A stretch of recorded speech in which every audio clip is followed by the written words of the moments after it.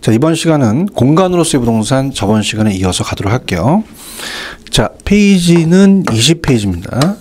속성을 하고 있는데 이 속성 파트는 거의 출제 빈도가 안 나오거나 한 문제 정도가 배정이 돼요.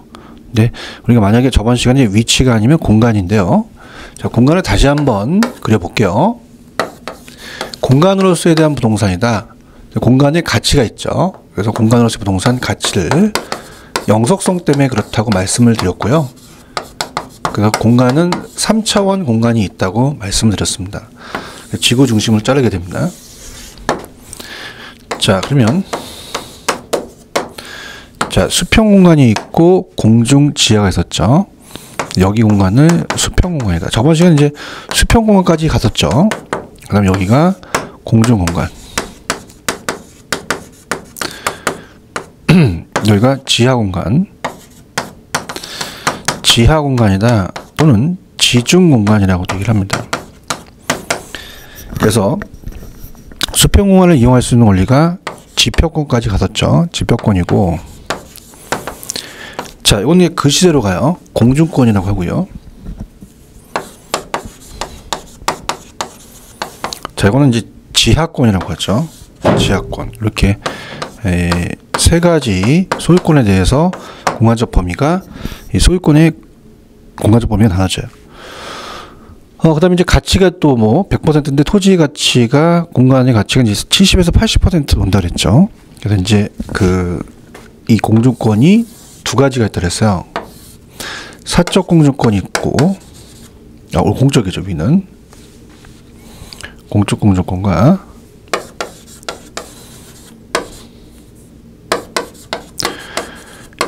그 다음 밑에는 사적입니다. 공주권의 가치를 높게 평가하기 때문에 이걸 이제 분할한다 그랬죠. 그죠? 이렇게 횡적 종축으로 이제 분할합니다. 그래서 하나하나 단위를 공중획지라고 하죠. 그래서 임대차의 대상이 될 수 있고 지역권의 대상이 될 수 있죠. 근데 이제 책을 보겠지만 이제 먼저 지하권이라는 게 나오죠. 지하권서부터 가겠는데요. 지하권도 마찬가지예요. 우리가 개인이 서치할 수 있는 원리는 사적 지하권이고 터치할 수 없는 게 공적입니다. 지하권부터 가도록 하죠. 지하권은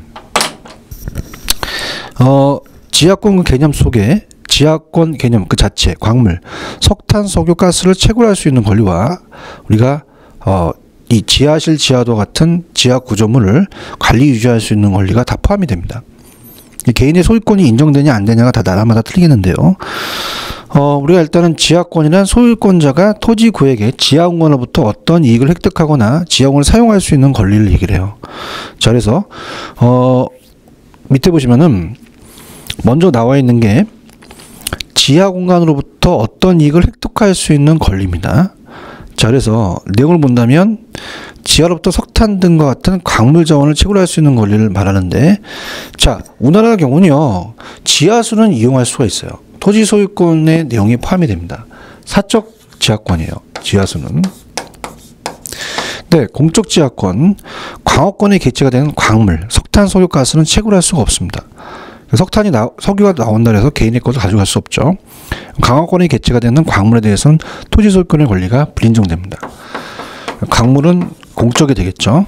그 다음에 이제 옆에 보시면 뭐 지하 공간을 사용할 수 있는 권리인데, 내용은 이제 지하철 같은 지하 구조물을 구축하거나 유지 관리할 수 있는 권리를 말하는데, 자, 우리나라는 이제 지하철 건설 등 공익사업이라도 토지의 지하를 사실상 영구적으로 사용하는 경우 공익사업자는 토지 소유자에게 토지 이용이 저해되는 정도에 따라 보상을 해줘야 돼요. 자, 그럼 밑에 보시면 이제 한계심도라는 게 있습니다. 그래서 한계심도라는 것은 밑에 토지 소유자의 통상적 이용행위가 예상되지 않으며 지하시설을 설치함으로 인해서 일반적으로 토지 이용에 지장이 없는 것으로 판단되는 소유권에 관한 이익의 위치는 지하권의 깊이입니다. 서울시 조례에 의해서 우리가 20m는 농지, 임지, 고충시가지는 40m까지 규정을 하고 있어요. 그래서 서울시에서 이제 이걸 규정을 하고 있는데요. 40m가 이내는 우리가 위가 되겠고 40m 아래는 밑에가 되겠죠. 그래서 40m 한계심도 40m 이내는 보상을 해줘야 됩니다. 그래서 반드시 보상을 해줘야 되는데 한계심도 아래는 공적이에요. 그러니까 보상할 필요가 없다는 얘기죠.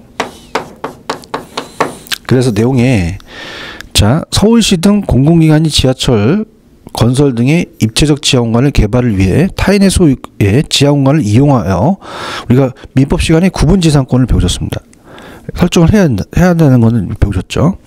이와 관련해서 서울시 조례에 의해서 한계심도 이내, 자 이내는 40m 이내죠. 토지에 대해서 지하공간 이용 시 기피에 따른 이용 저율에 대해서 적용해 보상할 수 있도록 규정하고 있어요. 이내는 보상을 해줘야 됩니다. 아래는 안 해줘도 되죠. 그 다음에 이제 공중권으로 갈게요. 자, 공중권도 예전에 공중을 향하여 끝없이 연장되는 입체공간이 아니죠. 우리가 주택, 빌딩, 상점 기타 공중을 향하여 연장되는 우리가 공중공간은 일정한 고도까지 포괄적으로 이용할 수 있는 권리까지만 미치겠죠. 그래서 아까 항공권이나 전파권, 항공기가 왔다 갔다 했다 해서 통행료 받을 수 없고요.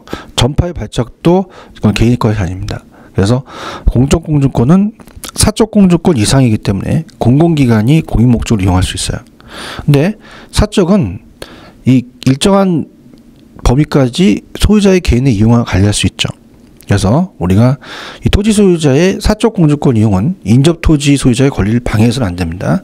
그래서 어떤 게 되냐면 우리가 햇빛을 받을 수 있는 권리가 일조권이죠. 한강이 보이는, 바다가 보이는 게 이제 조망권이고요. 그 다음에 이제 그 용적률이라는 거가 있죠. 용적률도 이제 우리가 어때요? 건물을 우리가 위로 올릴 수 있는 거기 때문에 우리나라는 이제 지하 공간은 삽입이 안 되죠. 그래서 공중 공간의 사적 공중권에 용적률도 들어갑니다. 근데 거기 보시면 이제 TDR이라는 게 있어요. 이 TDR도 이제 이 공적 공주권에 들어가는데, TDR이라는 자체는 이제 나중에 제가 이제 뒤에서 이제 나중에 또 할 겁니다. TDR이 이제 잠깐 들어보시냐면요. 우리나라는 이제 그린벨트에 대한 보상을 안 해줘요. 갑돌이. 우리가 땅이 그린벨트로 묶여져 있습니다. 보상 안 해주죠. 보존 지역은. 자, 그래서 미국은 해주는데, 나중에 또 TDR은 나중에 또 배우실 겁니다.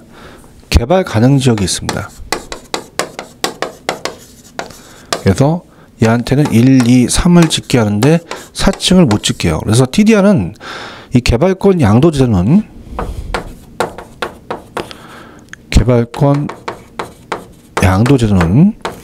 어떻습니까? 우리가 이 개발권을 우리나라의 용적률이라고 생각하세요. 용적률을 사고 파는 거죠. 그래서 이제 여기서 이제 소유권과 개발권을 분리시켜서 이 개발권을 넘겨서 이익을 가져와서 보상을 해주죠. 그래서 지역지구제 보완책으로서 얘는 형평성 문제를 해결하는 문제입니다. 그래서 TDR이라는 자체는 용적률을 사고 파기 때문에 지하 공간은 삽입되지 않겠죠. 그래서 공중공간의 활용이라는 것만 알아가세요. 그래서 뒤에 나중에 또 이 개발권 양도제도에서 제가 또 다루면서 말씀을 드릴게요. 그 다음에 이제 밑에 보시면 공중공간의 경제적 가치가 있다는 거죠. 아까 토지의 70에서 80% 가치였죠. 그럼 지표권이나 지하권과 마찬가지로 획주로 이렇게 분할할 수가 있죠. 근데 공중권은 임대차나 지역권의 목적이 될 수도 있고요. 그 다음에 공중임대차란 공중획지의 임대차를 말하고, 공중지역권은 이제 공중권을 이용할 수 있는 지역권이며, 주로 이제 전신주 등을 가설하는 것이 목적이죠. 자, 철근 기둥을 세우는 게 이제 지표에서 공중까지 올라가는 게 열주획주고, 내려가는 것을 이제 우리가 지하 기초로 내려가는 것을 지표에서 지하는 원주획지라 그래요. 이렇게 중요한 건 아닌데, 생각을 해보신다면, 우리가 만약에 건설을 한다. 그럼 먼저 기초를 받고 기둥을 세우잖아요. 우리가 육교를 올릴 때도 이제 하나 높이가 있잖아요. 그죠? 수직 공간. 그래서 올리는 건 이 기둥을 세워서 올리는 이 범위가, 올리는 거는 우리가 열주예요. 열주획지고, 그 다음에 내려가는 것은 원주획지죠. 자, 그러면, 스팀 받아, 열 받으면 올라가죠. 그러면 올라가는 건 열주다, 내려가는 건 원주다. 뭐 이렇게 해서 한번 좀 보시면 될 것 같아요. 그래서 그런 식으로 이제 암기하시면 될 것 같고, 그 다음에 이제 밑에 부동산의 소유권에 대한 제한은, 자, 우리 소유권이라는 제한은 어때요? 절대적이 아니죠. 소유권이라는 것은. 그래서 항상 부동산 소유권은 절대적 권리가 아니라 제한을 받습니다. 상대적 권리예요. 그래서 사유재산권을 인정한다는 것은 목적에 되는 재산에 대해서 소유자의 배타적으로 지배권을 허용한다는 것을 의미하는 것이다. 이 소유권 사용과 행사의 제한이 없다는 것은 아닙니다. 그래서 이 소유권은 배타적이기는 하지만 결코 절대적인 건 아니죠. 자, 그러면 밑에 우리가 이 공적 제한과 사적 제한이라는 게 있어요. 물론 기본서도 있지만은 그렇게 중요하지는 않습니다. 특히 이제 사적 제한은 여러분이 이제 그 유치권, 저당권, 지역권, 제한 특약이라고 민법 시간에 배우시잖아요. 이 개인이 보유할 수 있는 권리가 사적이에요. 경찰권은 좀 학문적인 접근인데요. 이 경찰권은 폴리스 파워라고 얘기합니다. 폴리스 파워는 운하 용어가 아니죠. 그래서 우리가 경찰들은 뭐뭐 하지 말라 그러죠. 정책적으로 규제하는 겁니다. 공인 목적으로 하지 말아라. 토지마다 용도 지역 지구제를 지정하거나 그리고 용도에 맞게끔 그렇게 하라는 거죠. 근데 수용권은 어떻습니까? 땅을 뺏는다는 얘기 들으셨잖아요. 강제적으로 땅을 뺏는 거. 제 땅을 뺏는 게 수용권이고, 가세권은 세금을 부과하는 거고, 기소권은 주인이 없으면 뺏어가는 거죠. 이렇게 해서 보시면 됩니다. 자, 그 다음 밑에 토지 소유권은 정당한 이익 있는 범위 내에서 토지 상한이 미치지 무한정이 아니죠. 그 정당한 이익 있는 범위는 사회적 통념이나 법이 허용하는 범위 내에서만 그 경제적 가치가 인정되는 한도다. 그렇죠. 이렇게 보시면 돼요. 그 다음에 이제 오른쪽에 보시면 토지 소유권의 공간적 범위가 이제 중요한데요. 자, 어떻습니까? 우리가 1번 우리나라의 강호권에 개체가 되는 강물에 대해서는 토지 소유권이 인정되지는 않습니다. 지하수는 토지 소유권이 인정이 되죠. 2번에다가 별표처럼 보세요. 자, 밑에 박스가 있는데요. 토지 소유권은 토지 구성분과 토지로부터 독립성이 없는 부착물에도 그 효력이 미친다고 되어 있습니다. 자, 그러면 자, 우리가 소유권이 미치지 않는 범위는요. 토지로부터 독립성이 있는 부착물은 뭐냐면 건물이었어요. 건물은 토지와 건물이 다르죠. 그래서 따로 보기 때문에 소유권이 미치지 않습니다. 근데 우리가 이제 이 독립성이 없는 부착물이라는 자체는 왜 예전에 축대 같은 건 별도 등기 안 하죠. 토지의 일부로 취급됩니다. 토지 소유권 내용이 포함이 되죠. 그럼 토지 소유권에 미치겠죠. 그래서 그 토지의 구성부분과 토지로부터 독립성이 있는 하면 안 돼. 없는 부착물에 그 효력이 미친다는 거 꼭 기억하시고요. 자, 사적 공정권은 어떻게 돼요? 일조권, 조망권, 용적률도 사적에 들어갑니다. 용적률도 이제 건물 위로 올릴 수 있는 권리니까 사적이 들어가요. TDR은 이제 용적률을 사고판다는 거죠. 근데 항목권과 전파권은 공적이죠. 소유권이 미치지 않고요. 사적 지하권은 지하수는 소유권에 포함되죠. 미채굴된 건물은 미치지 않고, 자, 요거 중요합니다. 한기심도 이내는 보상이 돼요. 근데 아래는 보상이 안 된다. 자, 이렇게 해서 정리하시기 바랍니다. 그러면 이때 우리가 그 공간으로서에 대한 부동산에 대한 설명도 틀린 게 있잖아요. 기출문제 들어갑니다. 당연히 어떻게 됩니까? 4번이 정답이네요. 자, 우리가 밑에 해설이 있지만은 민법 시간에 구분지상권을 배우셨어요. 자, 구분지상권은 공중공간, 지하공간 설정할 수 있으므로 옳은 내용이에요. 지하공간 들어갑니다. 근데 개발권 이전 제도. 자, 개발권 양도제도 이전 제도는 이 개발권은 이제 용적률을 사고 판다는 얘기예요. 그럼 용적률은 우리나라에 지하공간 삽입되지 않잖아요.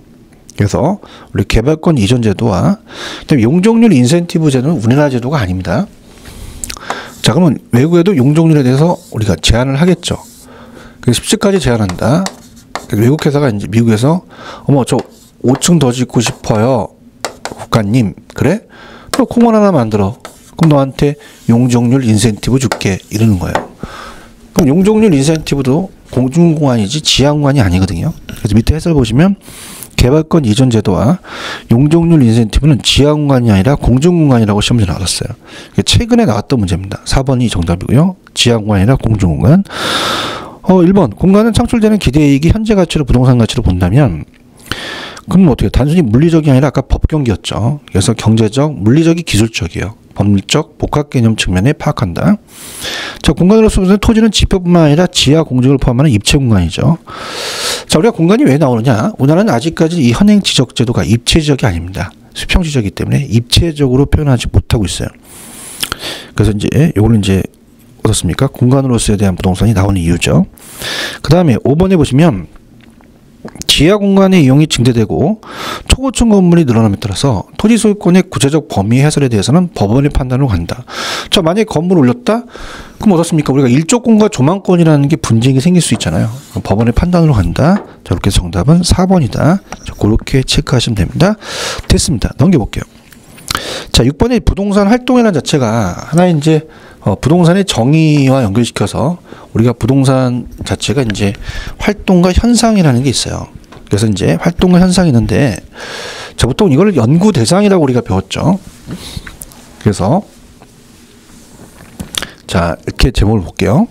일단 제가 24페이지로는 그냥 부동산 활동이라고 했는데요. 자, 우리가 부동산의 연구 대상은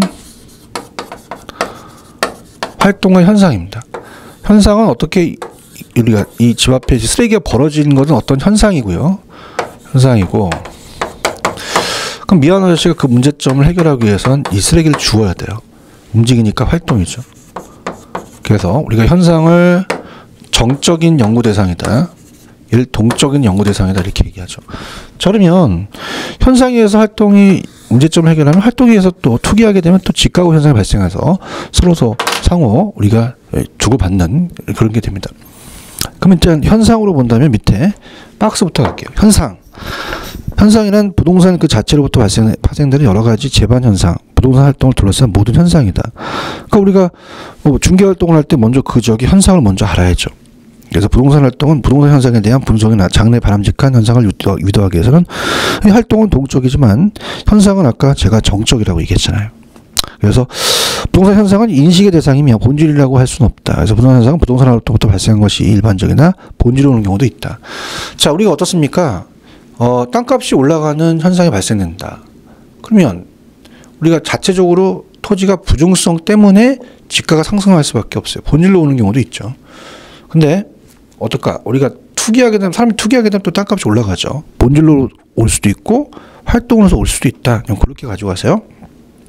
그 다음에 이제 활동이라는 겁니다. 자, 우리가 특히 이제 이 부동산 연구 대상은 우리가학은 이 사회과학이기 때문에 부동산만 연구하는 게 아니라 인간도 연구를 합니다. 그러면 화산이 폭발했다고 해서 밑에서 누가 불질러서 폭발한 게 아니라요. 지가 알아서 폭발했기 때문에, 자, 우리가 자연현상은 여기 들어가지 않았습니다. 자연현상은 부동산 현상이 아니다. 그래서 우리가 부동산 현상과 부동산 활동을 보잖아요. 그럼 부동산 활동은 누가 주체냐? 인간이 주체입니다. 인간이 뭘 대상으로? 부동산을 대상으로 주체가 되고 객체가 되죠. 대상이 부동산이에요. 부동산이 인간 보고 야, 너 행동해라 그러진 않죠. 인간이 부동산을 가지고 관리적 측면 행위예요. 그래서 인간이 부동산을 대상으로 하는 관리적 측면 여러 가지 행위다. 자연적 현상은 부동산이 들어가지 않죠. 활동이 아니고 연구 대상도 아닙니다. 그럼 주체는 어떻게 돼요? 우리가 주체가 있으면 정부나 지자체, 공사는 공적이죠. 그래서 보통 우리가 공적이고요. 사적은 어떻게 됩니까? 개인이나 순수 민간기업, 조합 이런 것들은 사적이다. 그래서 1섹터가 공적이고 2섹터가 사적이죠. 뭐 3섹터는 이제 합치는 건데 나중에 이제 이 개발 파트에서 나중에 또 나옵니다. 자, 그러면 이제 공적 주체는 효율성과 형평성의 조화가 중요한 거고 사적은 이 효율성을 중시한다. 정부 부문이 하는 역할은 이제 관리하거나 규제하거나 보조, 과세 이런 게 되겠고요. 부동산 활동에서 여러 부분 중에서 가장 활발한 건 공적보다 사적이죠. 당연히. 그 다음에 이제 주요 속성으로 가시면, 자, 우리가 과학성이라는 것은 체계화된 식 원리, 이론 쪽이고요. 기술성은 실무입니다. 그럼 이론과 실무를 둘 다 겸비하게 된다는 거죠. 그래서 부동산 활동할 땐 과학성 이론만이 아니라 기술성 실무도 갖춰야 된다. 전문성을 갖추는 활동이 된다. 자, 윤리성이 조금 이제 두 가지가 이제 헷갈릴 수가 있는데요. 윤리성은 고용윤리와 조직윤리라는 게 있어요. 그래서 우리가 중개업자가 종업원을 고용합니다. 그러면 요거는 고용윤리죠. 자, 고용윤리라는 것은 이 조직 내부죠, 내부. 그죠? 조직 내부. 이 조직 내부에서 우리가 이 업자와 종업원 간의 관계예요. 그럼 내 종업원이 해당 윤리 규정이나 업무 규정을 잘 준수할 수 있도록 나한테 감독할 책임이 있다는 얘기예요. 종업원과의 관계는 조직 내부인데, 자, 여기서 이제 업자와 업자, 이 업자는 동업자가 아니라, 나와 같이 일하는 동업자가 아니라 협회나 단체나 아니면 다른 중개업자입니다. 그럼 다른 중개업자한테 불리한 결과를 빚으면 안 되잖아요. 그래서 여기서 업자라는 자체는 나와 사무실과 같이 일하는 동업자가 그 업자가 아니라 여기서는 다른 공인중개사를 얘기한다. 그럼 요 조직윤리라는 것은 조직 하나의 내부가 아니라 조직과 조직 간, 조직 외부죠. 협회나 단체. 그럼 협회 단체에 가입하면 잘 우리가 윤리를 지켜야죠. 조직의 윤리를 안 지키면 조직의 쓴맛을 보겠죠. 서비스 윤리는 이제 의뢰인과의 관계입니다. 의뢰인도 되지만 비의뢰인도. 공중은 이제 일반 대중 공중과의 관리다. 그래서 공중에 대한 복리 증진을 도모해야 된다. 이렇게 보시고요. 그다음에 이제 임장활동과 정보활동은 가장 중요했던 게 뭐였어요? 자, 부동성이죠. 토지가 움직이지가 않기 때문에, 부동성 때문에 여러분들이 어떤 지역에서 어떤 지역으로 땅을 살려간다. 그러면 가서 임장활동을 해야 되죠. 장소에 임해야 되고요. 자, A 지역에서 중개업 하시다가 B 지역으로 갔다 정보를 다시 캐야 돼요. 정보 활동을 해야겠죠. 가장 유력한 게 부동성 때문에 그래요. 자, 그래서 보시게 되면은 부동성 정보 활동 중요하죠. 그 다음에 이제 정보 활동을 해야 되는 게 이 부동산 주변에 통제 불가능한 요인이 많습니다. 그다음에 임장 활동을 해야 되는 거 가장 중요한 건 부동산이고요. 물건을 직접 봐야 되는 대물 활동입니다. 그래서 서면 자료로 불가능하기 때문에 우리가 보통 서면으로 해서 나가서 안 보면 책임 문제가 생겨요. 그래서 부동산 결정이 합리성 및 책임 문제가 생기기 때문이다. 그렇게 보시고요. 그 다음에 밑에 우리나라의 표준산업 분류체계상의 부동산업은 공인중개사 역사상 25회 때까지 딱 2번 나왔습니다. 그래서 임대 및 공급업은 우리가 주거, 비주거, 기타가 있고요. 관련 서비스업은 관리업과 중개 감정업이라는 게 있어요. 서비스업은. 그래서 이제 관리는 주거, 비주거가 있고 중개 감정업은 이제 중개사, 평가사 이렇게 되겠죠. 그래서 이제 서비스업에 들어가는 것은요. 자, 우리나라에 공인 자격증이 되어 있는 건 우리가 제가 지금 강의하는 부동산 중개사, 감정평가사도 이제 이 학교론이 들어갑니다. 제가 강의를 할 거예요. 그래서 평가사도 들어가죠. 주택관리사 3가지예요. 근데 아직까지는 24페이지 가시면 예전에 기출됐던 게 나중에 기출문제에서 아직 우리나라에 부동산 투자 및 금융업이라는 것은 아직 이 서비스업이 안 만들어졌습니다. 이런 거. 그래서 이렇게 해서 정리를 해주시면 됩니다. 자, 그래서 총론은 이렇게 마치도록 할게요. 총론은 출제 빈도가 높질 않아요. 언젠가 한번 안 나온 적도 있었어요. 뭐 그 정도는 그때는 이제 총론은 제끼고 뭐 다른 데 쪽으로 거의 다 출제가 됐죠. 그래서 정의 하나 물어보고요. 활동이 이 정의에 들어갑니다. 그다음에 개념, 분류, 특성, 속성. 특성이 가장 출제 빈도가 높다는 거 그렇게 염두에 가져가시면 됩니다. 그다음에 이제 부동산의 경제 이론으로 가볼게요. 경제 이론이 좀 어렵죠. 그래서 이제 경제 이론으로서 26페이지 본격적으로 들어갑니다. 이 경제 파트가요, 여러분들 19회 때는 이 수용급에서 7문제가량 출제가 됐어요. 굉장히 많이 됐죠, 그죠? 그래서 우리가 26페이지로 이제 패턴을 바꿔보겠습니다. 자, 그래서 26페이지 내용을 봅니다. 자, 부동산 경제론 파트인데요. 우리가 이제 첫 스타트가 수요와 공급을 배웁니다. 자, 수요와 공급. 그래서 이쪽 파트는 뭐 한 3문제에서 4문제인데 7문제가량 출제가 됐기 때문에 굉장히 출제 빈도가 높다고 봐야 돼요.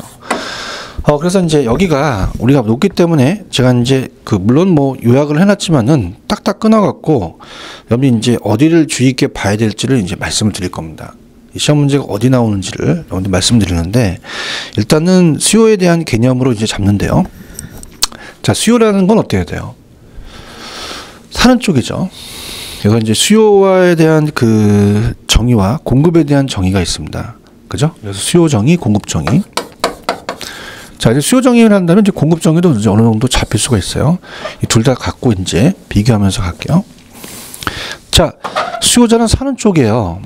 사는 쪽이죠. 그렇기 때문에 이 소비자들이 일정 시점, 자, 갑순이가 사과를 100개 먹어, 많이 먹어, 적게 먹어의 기간을 알아야 돼요. 일정 기간이라고 제가 말씀을 드렸어요. 그래서 수요란 일정 시점이 아니라 일정 기간입니다. 유리한 개념이죠. 일정 기간에. 자, 그래서 절량이 아니라 유리한 개념이라는 거 꼭 잡으셔야 됩니다. 절량이 아닙니다. 유리한이다.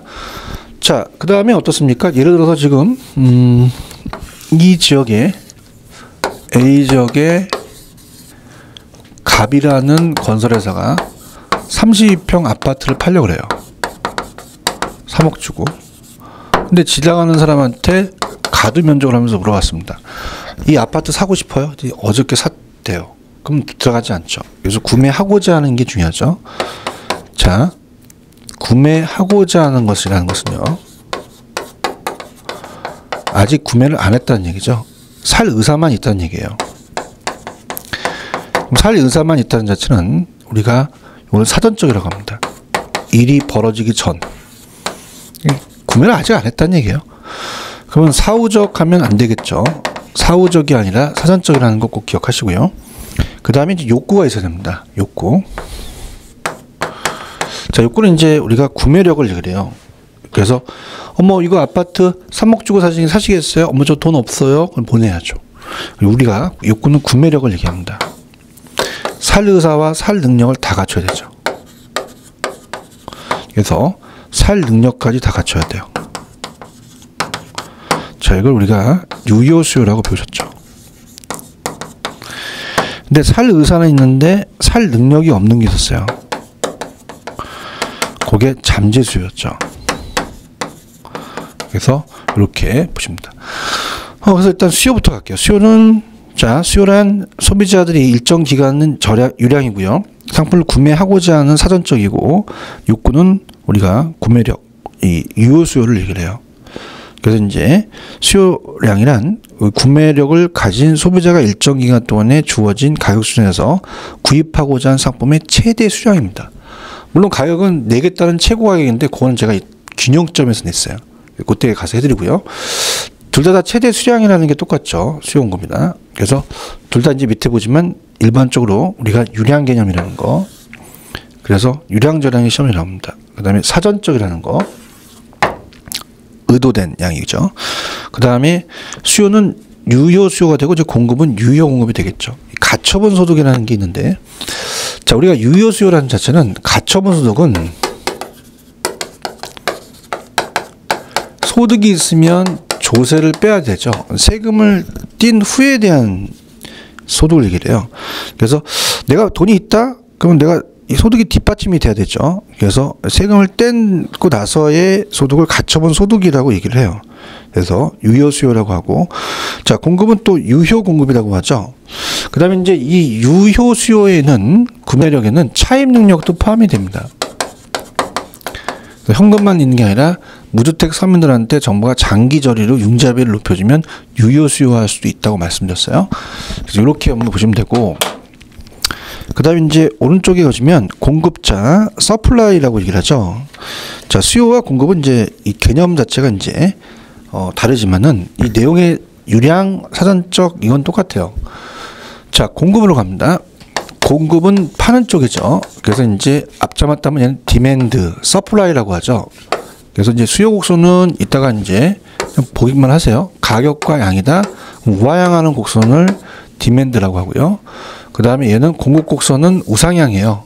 그래서 우리가 서플라이 커브 이렇게 해서 우상향한다. 이렇게 눈으로 보시기 바랍니다. 공급은 파는 쪽이에요. 그래서 생산자가,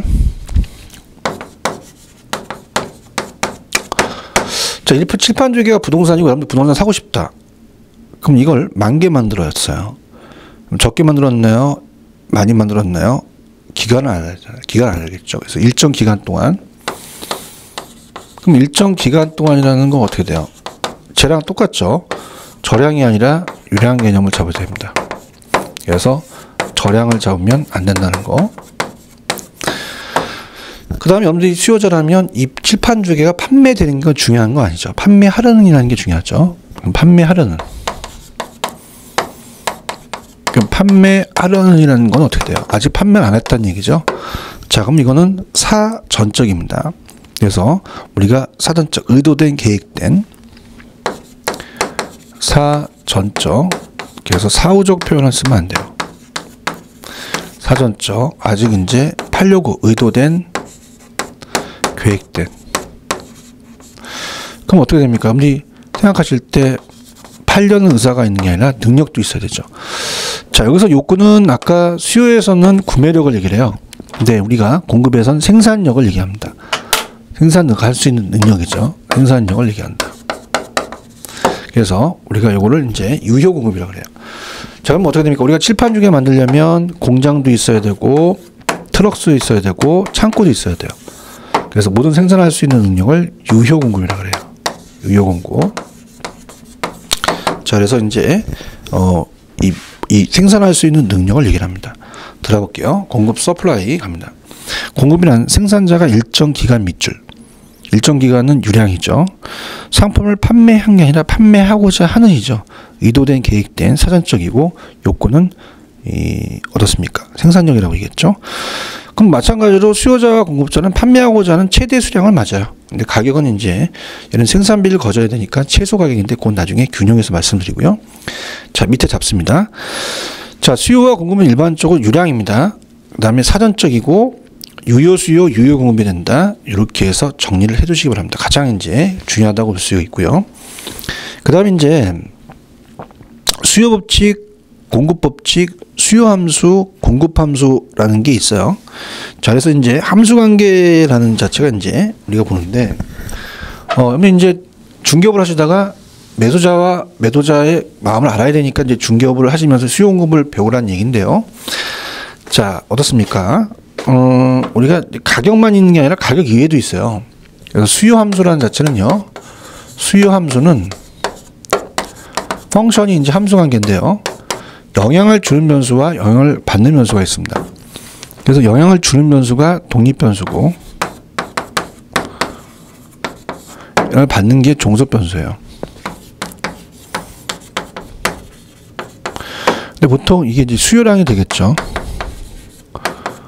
수요량을 늘릴 수 있는 게 가격만 있는 게 아니라 가격 이외에도 있더라. 이렇게 합니다. 근데 이거 갖고 이제 평가를 한다는 거죠. 그러면 이제 거기 나와 있는 이제 감수, 이 수요 법칙의 가격과 수요량이 역외관계라고 되어 있는데, 다른 조건이, 모든 조건이 일정할 때 가격만 봐요. 가격을 독립 변수로 보는 거죠. 그럼 한 상품의 가격이 상승하면 그 상품의 수요량이 종속 변수는 감소한다는 걸 느낀 거죠. 근데 공급은 어떻게 돼요? 정의 관계죠. 그래서 가격이 상승하면 양도 늘어난다는 얘기입니다. 자, 그럼 이거는 이제 우리가 함수라는 걸 알았으니까 수요 법칙과 공급 법칙, 가격이죠, 다. 그러면 우리가 수요 법칙과 공급 법칙을 물어봐요. 그래서 두 개 다 이제 가격 때문에 그렇습니다. 가격. 그래서 수요량과 공급량. 자, 그럼 일단은 수요량과 공급량을 늘리는 쪽으로 간다면 수요자는 가격을 쌓아야 되고 공급자는 가격이 높아야 되죠. 그럼 얘는 가격과 수요량이 반비례 관계죠. 반비례다, 마이너스 역외관계다, 이렇게 얘기하고요. 자, 얘는 어떻게 됩니까? 비례죠. 얘는 얘와 얘가 같아야 돼요. 비례관계니까 플러스 정외관계다, 이렇게 합니다. 그럼 이거를 이제 우리가 곡선상에 나타내봐라. 곡선상으로. 그러면 이제 수요 법칙은 가격과 양이 있으면 어떻게 돼요? 당연히 우하향하는 곡선이 되죠. 원래 곡선인데 직선을 구한 건 여러분들 그린 건 이해하기 편하긴 거고요. 그럼 어떻게 됩니까? 그냥 가볍게 가격이 하락하면 양을 늘릴 수밖에 없죠. 이렇게 해서 반비례다. 근데 공급은 어떻게 돼요? 가격과 공급량은 비례관계죠. 그래서 이렇게 갑니다. 서플라이 커브. 그래서 가격이 상승하면 양도 늘어난다는 겁니다. 자, 그러면 자, 얘는 이제 모양이 우측으로 내려갔기 때문에 우하향 곡선이다, 이렇게 얘기해요. 우하향. 얘는 우측으로 올라갔죠. 그래서 우상향이다, 이렇게 얘기를 합니다. 자, 그런데 우리가 보통 수요가 잘 나오지 공급은 좀 잘 나오진 않아요. 수요 위주로 공부를 하셔야 됩니다. 수요 위주로. 그래서 이제 그 내용을 이제 본다면, 자, 어떻게 될까요? 그 내용은 이제 말씀을 드렸죠. 그러면 우리가 이제 수요 곡선과 공급 곡선은 이제 오른쪽에 이제 있긴 하지만 일단 미리 한번 가본 거예요. 그러면 이제 수요 법칙이 성립하는 이유가 이제 볼 수가 있는데, 자, 여러분 이제 재밌게 이게 가격이고 이게 양이에요. 그래서 가격이 상승하면 양이 감소하죠. 그래서 우리가 좀 수요자들은 수요 법칙 하면서 갑니다. 가격이 내리면 수요량이 늘어나겠죠. 그래서 항상 걸을 때 이렇게 걸으면 안 돼요. 이렇게 걸으셔야 됩니다. 수요 법칙 하면서. 자, 이렇게 봤고요. 자, 26페이지 밑에 보시면 수요 법칙에 성립하는 이유라는 게 있어요. 그래서 가격 효과를 얘기하면서 이게 대체 효과, 소득 효과의 합인데, 옛날에는 얘가 좀 물어보긴 했었어요. 근데 요즘은 이 소득 효과, 대체 효과를 막 이렇게 물어보지는 않습니다. 그러면 소득 효과, 대체 효과를 뭐 기본서 강의에서 말씀을 드렸지만은 어떻습니까? 그 내용을 이제 보는데, 자, 미리 가볼게요. 우리가 27페이지 가시면 눈도장을 찍을게요. 첫 번째 중간에 박스 보시면 수요 곡선이라는 게 있어요. 수요 곡선은 여러 가지 가격 수준과 수요량의 조합을 연결하는 곡선입니다. 우하향하는 수요 곡선이 된다. 우리가 가격의 수요 함수는 이제 감소 함수예요. 가격이 상승하게 되면은 양을 줄이겠죠. 그다음에 공급 곡선은 어떻게 돼요? 자, 요거 모양이 어떻게 됐습니까? 우리가 여러 가격 수준과 공급량의 조합을 나타내는 곡선이 우상향한다 그랬죠. 그래서 가격이 상승하면 양을 늘리니까 가격에 대한 우리가 공급의 증가 함수다. 이렇게 해서 보시면 합니다. 그 다음에 이제 좌측에 보시면 그럼 수요 법칙이 성립하는 이유를 한번 볼게요. 자, 그럼 수요 법칙이 우하향합니다. 그럼 수요 법칙이 이렇게 우하향하는 이유는 왜 그러니? 물어보는 거죠.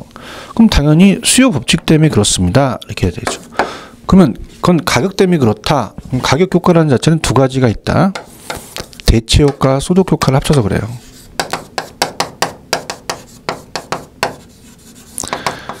자, 요 합친 것이 바로 가격 효과가 됩니다. 요게 수요 곡선을 우하향하는 수요 법칙을 설명하는 거죠. 가격 때문에 그러니까 가격 효과가 될 수 있죠. 자, 대체는 대체할 수 있는 게 대체제죠. 대체제를 배우셨습니다. 그래서 이제 대체 효과, 소득 효과가 이제 틀린데 가볼게요. 그럼 A제화와 B제화가 있어요. A 비싸면 B 사 먹으면 되잖아요. B제화. 가격이 비슷합니다. 뭐 콜라가 비싸면 사이다 사 먹고 이렇게 되는 거죠. 그럼 만약에 가격이 400원이다. 5개를 구매하고 400원이다. 5개를 구매한다. 그럼 생각해 보세요. 만약에 A의 가격이 200원을 하락했다. 그럼 당연히 B를 줄이고 A를 많이 사겠죠. 대체제니까.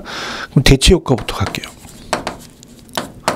대체 효과는 당연히 A의 가격이 하락했다. 아, 좋다. 그럼 A의 가격이 하락하니까 A 많이 사자.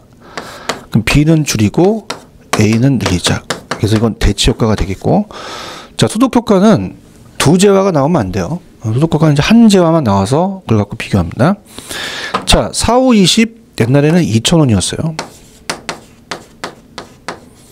근데 소득 효과는 가격이 떨어지니까 그만큼 이 2, 50, 1,000원만 있으면 되겠다. 가격이 떨어지니까 옛날에 2,000원 있었는데 1,000원만 사면 되니까 1,000원이 실질소득이 증가했다. 그럼 실질소득이 증가를 했으니까 나는 그 제화를 늘리겠다. 그러면 대체효과, 소득효과는 틀립니다. 그래서 다시 말씀드리겠지만 어떠한 가격 때문에 그 제화를 늘리고 다른 제화를 줄이는 건 대체효과고요. 그 제화의 가격이 하락하니까 실질소득이 늘어나서 양을 늘리는 게 우리가 소득효과다. 이렇게 해서 합치는 게 이제 가격효과다. 수요법칙이다. 가볼게요.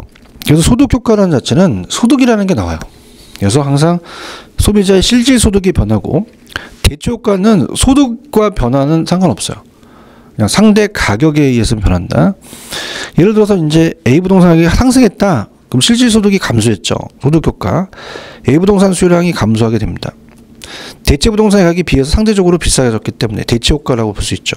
그럼 대체 부동산의 수요가 이동하면서 A 부동산의 수요량이 감소하면서 가격이 상승하면 수요량이 또 감소한다는 얘기입니다. 수요법칙을 얘기하는 거죠.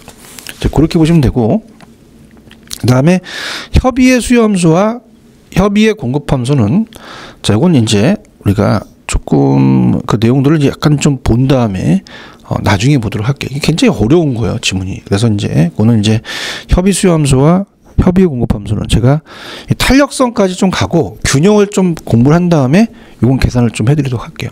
그죠? 요거. 그래서 뭐 요거를 알려면 이제 함수에 대한 관계와 그다음에 이제 P Q 이걸 갖다 이제 균형이라는 자체에서 보시면서 그 자체에 대한 계산 방식을 조금 아셔야 됩니다. 그래서 이제 이거는 이제 들어가는데 그래서 기출 문제가 있어요. 기출 문제가 있는데 이걸 이제 제가 아마 기본서 강의 때 좀 편법으로 좀 하는 방법, 야매로 하는 방법을 좀 가르쳐 드린 적이 있을 겁니다. 자, 그래서 가는데 일단은 들어갈게요. 그냥 왜냐면은 어차피 이제 그 밑에 보시면은 수요량의 변화와 수요 변화, 공급량의 변화, 공급의 변화가 하나의 테마 강의로 해야 되거든요. 그래서 그냥 들어가겠습니다.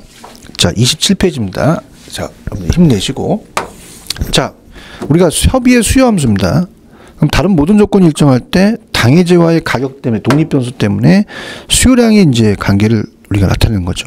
종속 변수. 그래서 이제 수요량이 QD, 그 이제 가격이 P죠. 그래서 뭐 A 마이너스 이제 B 곱하기 P 이렇게 되는데 뭐 그건 큰 의미는 없습니다. 그럼 어떤 부동산에 대한 개별 수요 함수는 이고 동일한 개별 수요 함수를 갖는 수요자가 2배로 된다면 시장 수요 함수는 얼마인가 이렇게 돼 있어요. 그래서 밑에 보시면은 일반적으로 시장 수요 함수는 개별 수요 함수의 수평적 합이라고 돼 있죠. 자, 이걸 이해하셔야 되는데 자, 갑니다. 탄력성에서 얘기가 나와요. 그래서 그거는 이제 제가 이걸 해드린 다음에 이걸 알아야지 이제 이 문제, 계산 문제까지 접근할 수가 있어요. 자, 그래서 조금 어렵지만은 그냥 바로 27페이지 갈게요. 자, 우리가 협의의 수요 함수는 이제 양이 종속 변수고 가격이 우측에 있어야 돼요. 그럼 양이 좌측이고 우측이 가격이죠. 자, 그러면 일단 그래프를 한번 그려보는데요. 갑돌이와 을돌이가 있습니다. 개별 수요예요. 그럼 합치면 전체 시장 수요가 된다는 얘기입니다.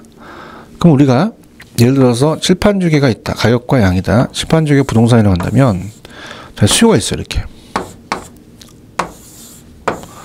그럼 전체가 합치면 시장 수요가 된다는 건 당연한 거죠. 그래서 더 완만해지는데요. 탄력성이라는 건 자극에 대한 반응이면서 탄력성이 이제 가파른 건 비탄력적이고요. 완만한 건 더 탄력적이고 더 완만한 건 더 탄력적이에요. 당연히 이제 더 합치니까 더 양이 더 많이 늘어나겠죠. 탄력성은 자극에 대한 반응입니다. 제가 여러분한테 자극을 주는 건 똑같은데 개인적인 반응은 틀리죠. 그래서 자극을 줘요. 칠판주계가 아닌 부동산이라면 가격이 인하됐습니다. 그럼 가격이 만약에 1,500원에서 1,000원으로 인하됐다. 그럼 가격 순위 동일한 자체에서 자극은 동일합니다. 근데 개인적인 반응이 틀리죠. 2개 늘리고 얘는 3개 늘려요. 그럼 합이 5개가 되죠. 그럼 여러분들 이 문제를 풀려면 이걸 아셔야 되는데요. 가격을 합치는 게 절대 아닙니다. 자, 그럼 어떻습니까? 지금 1,500원에서 1,000원으로 인하됐다는 건 시장상이 동일한 거지 그 가격이 합친 게 아니죠. 가격은 똑같이 떨어졌는데 반응이 틀리다는 거예요. 그러면 어떻게 돼요? 우리가 가격을 합치는 게 아니라 P를 합치는 게 아니라 양을 합치는 거죠. 그래서 수직적 합계가 아니라 수평적 합계라는 게 중요합니다. 수평적. 양을 합친 거예요. 양을. 그러면서 이제 어떻습니까? 그러면 개별보다는 시장 수요 곡선은 이제 수직적이 아니라 수평적이라서 맨 밑에 가시면 일반적으로 시장 수요는 개별 수요 함수의 수평적 합이라고 되어 있죠. 수직적 합이 아니에요. 그 다음에 조금 힘들지만 탄력성을 미리 한번 가볼게요. 탄력성을 가시면 자, 교재로 가시면 32페이지입니다. 32페이지 가시면 박스가 하나 있어요. 물론 뭐 공급도 있고 수요도 있는데 수요의 가격 탄력성이 결정 요인이라는 게 있어요. 대체제의 존재가 가장 중요한데요. 맨 밑에 가보세요. 자, 맨 밑에 9번 시장 수요 곡선은 개별 수요 곡선을 수직적으로 합친 게 아니라 수평적으로 합쳤다고 해야 됩니다. 이게 키예요. 양을 합친 거. 그래서 개별 수요 곡선보다 더 탄력적이고 시장은 더 우측이니까 더 완만해졌죠. 이렇게. 그러면 이제 그 내용을 이제 볼게요. 다시 한번 가시면 이제 27페이지 가시면 그러면 이제 거기 우리가 메뉴에 1번, 2번, 3번 할 차례죠. 자, 3번. 그럼 어떻습니까? 우리가 양을 합치기 때문에 Q로 되어 있으면 그냥 Q에다가 2배면 2배를 곱해버리면 돼요. 그럼 어떤 부동산에 대한 개별 수요 함수. 자, 개별수 함수는 어떻게 됩니까? 불러보세요. 우리가 QD는 그냥 100 마이너스 4P라고 돼 있죠. 자, 여러분 보세요. 공급에는 항상 마이너스가 붙습니다. 왜냐면 이제 가격과 양이 반비례이기 때문에 아까 이 함수 관계가 이 가격에 대한 감소 함수라고 그랬어요. 가격 감소 함수. 그래서 가격이 오르면 양이 줄입니다. 그럼 자, 이렇게 해서 이게 자체적으로 개별이 이제 전체적인 이제 개별이 된다면 여기서 이제 개별 수요자들이 2배를 반응했대요. 그럼 여기서 2배라는 건 그냥 2를 곱해버리면 시장 전체가 돼요. 시장 수요 함수가 됩니다. 그래서 시장 수요 함수가 되기 때문에 이제 QM은 마켓이죠. 그러면 100에서 2를 더하니 2를 곱하니까 200이 되고 4P는 248P가 된다는 거죠. 그래서 200 마이너스 우리가 어떻게 될까? 8P가 되는 거죠. 그럼 이렇게 나온다면 아주 그냥 정상적으로 우리가 문제가 나올 수가 있어요. QM 200 마이너스 8P. 그런데 문제가 발생되는 것은요. 4번처럼 나왔던 게 기출문제입니다. 일단 보여드릴게요. 4번이 보면 어떤 부동산에 대한 개별 수요 함수는 P는 100 마이너스 4QD가 이제 개별이고요. 자, 만약에 이제 양을 합치기 때문에 가격을 합치는 P를 합치는 게 아니야.